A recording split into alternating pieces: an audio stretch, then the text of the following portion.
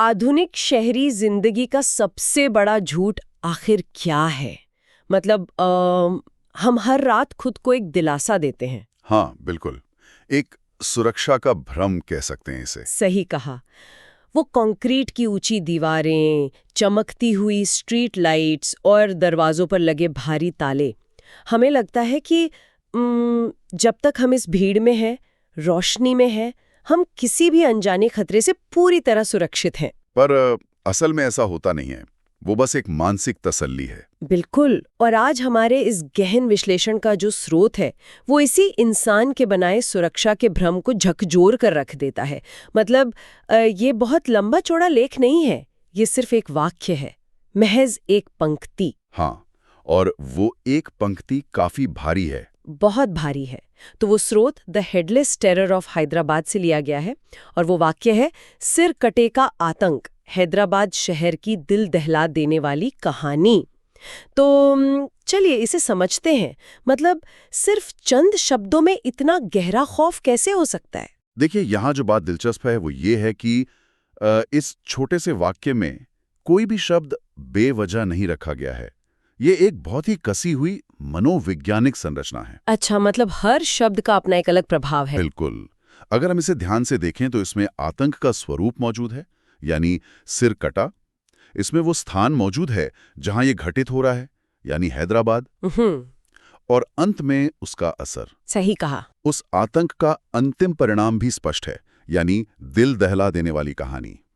ये तीनों तत्व एक साथ मिलकर एक बहुत ही शक्तिशाली त्रिकोण बनाते हैं, जो सीधा हमारे अवचेतन मन पर वार करता है ना? मुझे लगता है हमें इसके सबसे पहले हिस्से पर रुकना चाहिए, सिर कटे का आतंक। अगर मैं ईमानदारी से कहूँ तो पहली बार सुनने में ये मुझे किसी बी ग्रेड हॉरर फिल्म जैसा लगा। हाँ, वो पुरानी डरावनी कहानियों जैसा। बिल्कुल। मतलब बिना सिर का भूत या बिना सिर का राक्षस तो लोक कथाओं में बहुत आम है। मैं सोची थी कि क्या ये सच में इतना गहरा है या ये सिर्फ डराने का एक सस्ता और क्लीशे तरीका है? ये एक बहुत ही वाजिब सवाल है।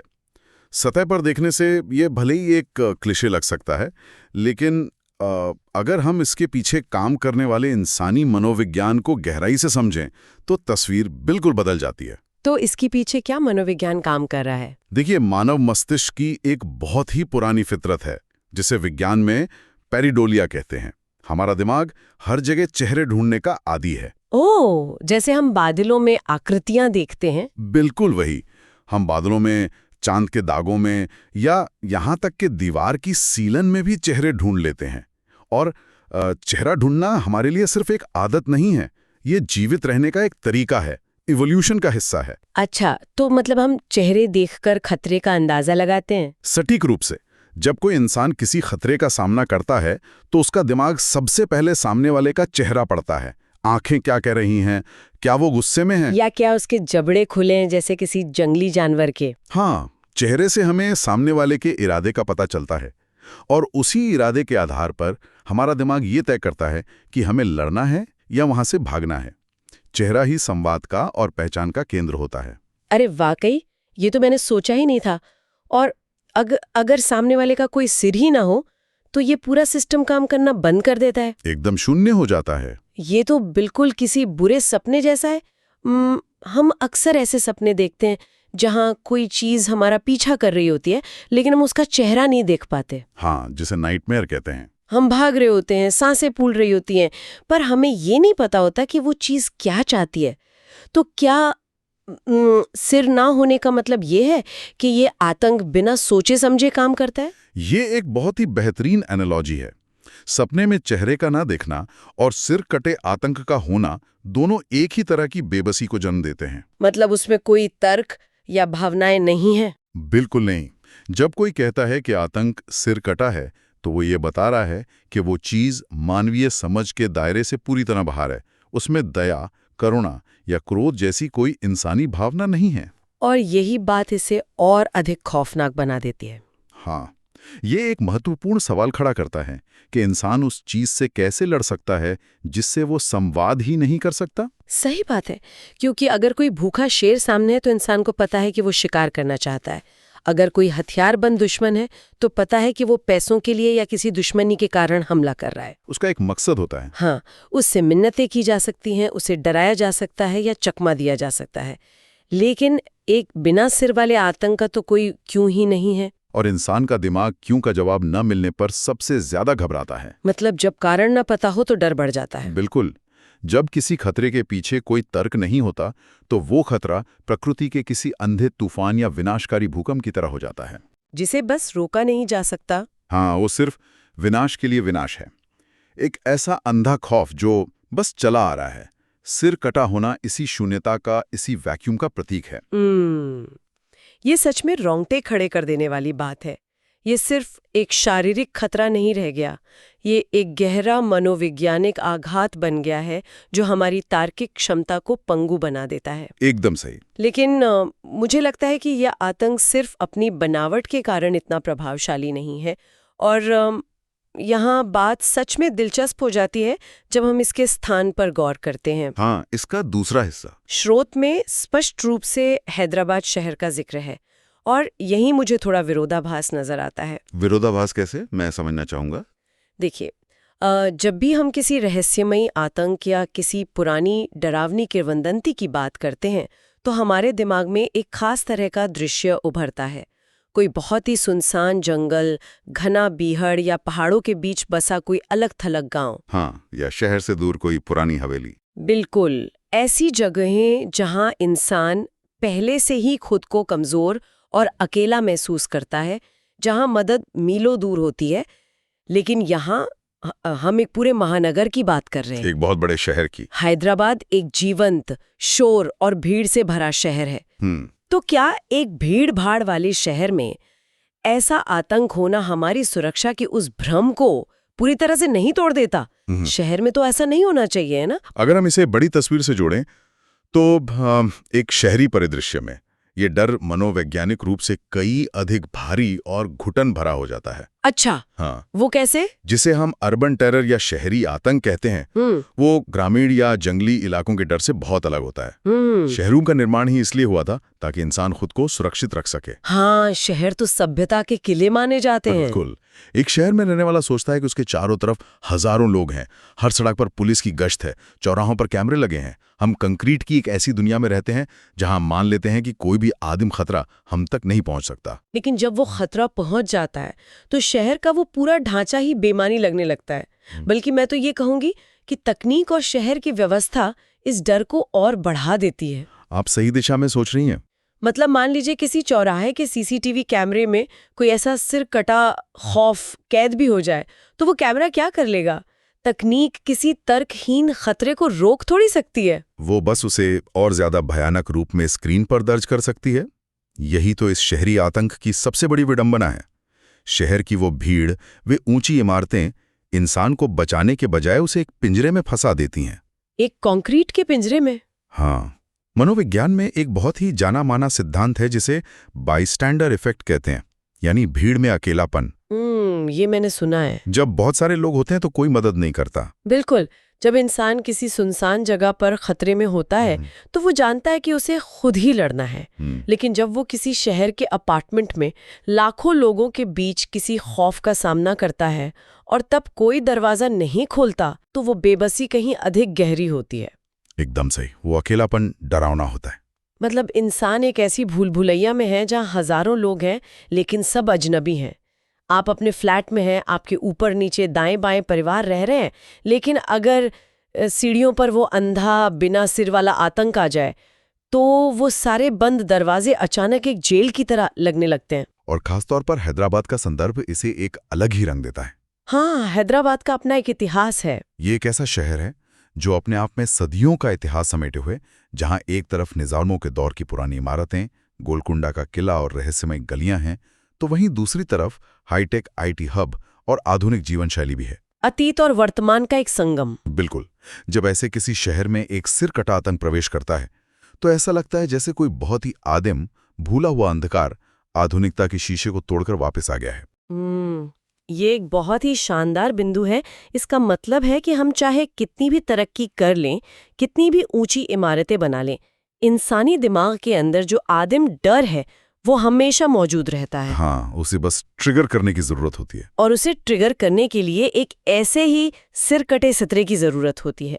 लेकिन अगर एक शहर पर ऐसा कोई खौफनाक कहर टूटता है तो उसका असर सिर्फ एक रात या एक हफ्ते तक सीमित नहीं रह सकता। बिल्कुल नहीं, वो बहुत गहरा होता है। वो वहाँ के लोगों की मानसिकता में रिसने लगता है। और यहीं से हमारे स्रोत का अंतिम हिस्सा सामने आता है, दिल दहला देने वाली कहानी। हाँ, ये हिस्सा इस पूरे विश्लेषण का सबसे मार्मिक और गहरा पहलू है, मैं कहूँगा। तो इसका कुल मिलाकर क्या मतलब है? मेरा ध्यान इस बात पर गया कि स्रोत ने इसे एक घटना नहीं कहा, इसे कोई हादसा, ट्रेजेडी या पुलिस की रिपोर्ट नहीं कहा गया। इसे एक कहानी कहा गया है। हाँ, बहुत ही स्पष्ट रूप से एक कहानी का नाम दिया गया है। और सिर्फ कहानी नहीं, बल्कि दिल दहला देने वाली कहानी। मुझे लगता है कि ये केवल डराने के लिए इस्तेमाल किया गया विशेषण नहीं है। नहीं, ये सीधे मानवीय भावनाओं और संवेदनाओं पर चोट करता है। बिल्कुल। देखिए, ये एक बहुत ही बारीक भाषाई चुनाव है और समाजशास्त्र के नजरिए से बहुत महत्वपूर्ण भी। जब कोई खौफनाक घटना महज एक घटना या आंकड़े से ऊपर उठकर एक कहानी बन जाती है तो उसका पूरा स्वरूप ही बदल जाता है। स्वरूप कैसे बदल जाता है? घटनाएं समय के साथ पुरानी हो जाती हैं, अखबारों की सुर्खियों से गायब हो जाती हैं, लेकिन कहानियां अमर हो जाती हैं। वो एक पीढ़ी से दूसरी पीढ़ी तक यात्रा करती हैं।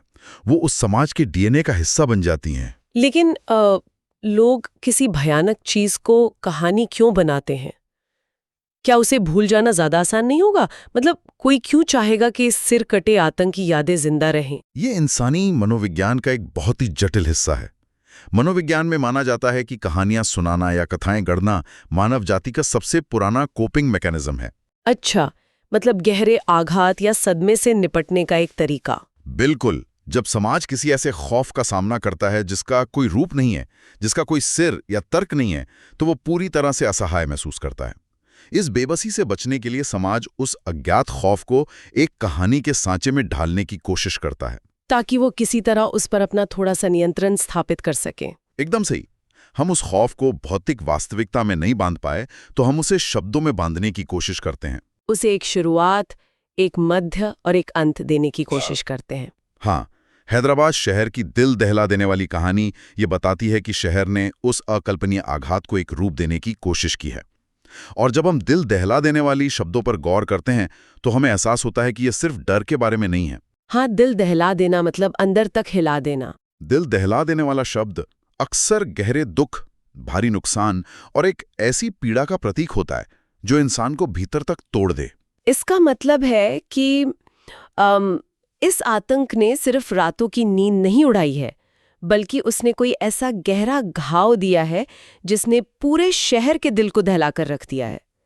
ये डर से ज्यादा एक सामूहिक शोक, एक कलेक्टिव ट्रॉमा की तरह लग रहा है। यही वजह है कि यह कहानी बन गई। जब कोई समाज ऐसे किसी सामूहिक शोक से गुजरता है तो वो उस सदमे को प्रोसेस करने के लिए उसे अर्बन लेजेंड्स या किंवदंतियों में बदल देता है, ताकि आने वाली पीढ़ियां उस अदृश्य खतरे से सावधान रह सकें। बिल्कुल। लेकिन यहाँ एक और दिलचस्प मनोवैज्ञानिक पेच है। एक बार जब कोई आतंक कहानी बन जाता है तो वो भौतिक दुनिया की सीमाओं से आजाद हो जाता है। मैं समझ रही हूँ, जैसे बचपन में खेले जाने वाले टेलीफोन गेम की तरह, है ना? हाँ, बिल्कुल वैसे ही। एक कान से दूसरे कान तक जाते जाते बात कितनी बदल जाती है। जब ये खौफ एक इंसान से दूसरे इंसान तक कहानी के रूप में पहुंचता होगा तो हर बार सुनाए जाने पर ये थोड़ा और बड़ा, थोड़ा और रहस्यमयी हो जाता होगा। और उसका खौफ बढ़ता जाता है। जो चीज शायद पहले ही बहुत भयानक थी, वो लोगों की कल्पनाओं में, उनकी रातों के अंधेरे में और भी विशाल और अजेय रूप ले लेती होगी। और यही बात इस वाक्य को इतना खौफनाक बनाती है। अब वो सिर कटा आतंक सिर्फ किसी सड़क पर नहीं है, वो शहर के हर नागरिक के दिमाग में बस चुका है, एक परछाई की तरह। हाँ, वो एक ऐसी परछाई बन चुका है जो हर बंद दरवाजे के पीछे, हर सुनसान गली के नुक्कड़ पर महसूस की जा सकती है। ये पूरी चर्चा सच में एक बहुत ही अद्भुत और बेचैन करने वाली यात्रा रही है। मतलब आज के इस गहन विश्लेषण में हमने सिर्फ चंद शब्दों के एक छोटे से वाक्य को खोला और ये देखा कि कैसे ये शब्द आपस में गूंथकर एक पूरा मनोवैज्ञानिक ब्रह्मांड तैयार करते हैं। एक बहुत ही डरावना ब्रह्मांड। बिल्कुल। हमने शुरुआत की सिर कटे होने के अर्थ से, जहां हमने समझा कि कैसे चेहरे का ना होना हमारी तार्किक और इंसानी समझ को पंगु बना देता है। फिर हमने हैदराबाद जैसे जीवंत शहर के संदर्भ को देखा, जिसने हमें बाईस्टैंडर इफेक्ट और शहरी अकेलेपन के बारे में सोचने पर मजबूर किया। हाँ, कि आधुनिक भीड़ और कंक्रीट के जंगल हमें सुरक्षा नहीं देते, बल्कि उस डर को एक विरोधाभासी और घुटन भरे अकेलेपन में बदल देते हैं। और अंत में हमने इस बात पर विचार किया कि कैसे एक गहरा अकल्पनीय आघात समय के साथ एक दिल दहला देने वाली कहानी में बदल जाता है। कैसे एक समाज अपने सबसे गहरे डरों को शब्दों में बांधकर पीढ़ियों तक सौंप देता है ना? ताकि वो उस डर के साथ जीना सीख सकें। ये वाक्य इस बात का प्रमाण है कि इंसान का सबसे बड़ा डर कोई बाहरी राक्षस नहीं है, बल्कि वो अज्ञात अंधकार है जिसे हम समझ नहीं सकते, और वो अकेलापन है जो लाखों की भीड़ में भी हमें घेर लेता है। भाषा की यही ताकत है, इसने बिना किसी खून खराबे का जिक्र किए एक ऐसा परिदृश्य खड़ा कर दिया जो किसी भी विस्तृत हॉरर उपन्यास से ज्यादा गहरा प्रभाव छोड़ता है। तो जैसे जैसे हम इस गहन विश्लेषण को समेट रहे हैं और उस बिना चेहरे वाले सिर कटे खौफ की तस्वीर को अपने दिमाग में उभरता हुआ देख रहे हैं, जो शायद अभी भी हैदराबाद की किसी संकरी सुनसान गली के अंधेरे में छिपा है, मैं एक विचार के साथ इस सत्र का अंत करना चाहूंगा। हाँ बिल्कुल, बताइए। एक ऐसा विचार जो शायद इस पूरे वाक्य का सबसे डरावना निष्कर्ष है। अगर ये एक ऐसे सिर कटे आतंक की कहानी है जिसका कोई चेहरा नहीं है, कोई मस्तिष्क नहीं है, जिससे कोई बात नहीं की जा सकती और जिसे समझा नहीं जा सकता, तो क्या एक शहर कभी ऐसे खतरे से पूरी तरह मुक्त हो सकता है? या क्या ये बिना सिर का आतंक एक बार जब वो कहानी का रूप ले लेता है तो वो हमेशा के लिए उस शहर की परछाइयों में, उन ऊंची इमारतों के बीच चलने वाली सर्द हवाओं में और वहां रहने वाले लोगों के दिलों में एक अनसुलझी खौफनाक कहानी बनकर हमेशा के लिए जिंदा रहता है?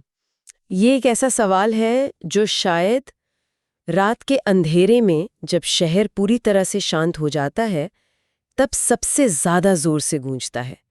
और अगर किसी रात अचानक दरवाजे पर एक अनजान सी आहट हो तो शायद ये सवाल और भी खौफनाक हो जाए। हम इस विचार को यहीं छोड़ते हैं ताकि ये दिमाग में अपना काम करता रहे। आज के इस गहन विश्लेषण में जुड़ने के लिए धन्यवाद। अगली बार फिर मिलेंगे एक नए स्रोत और एक नई गहराई के साथ। तब तक अपने आसपास के अंधेरों पर नजर रखिएगा।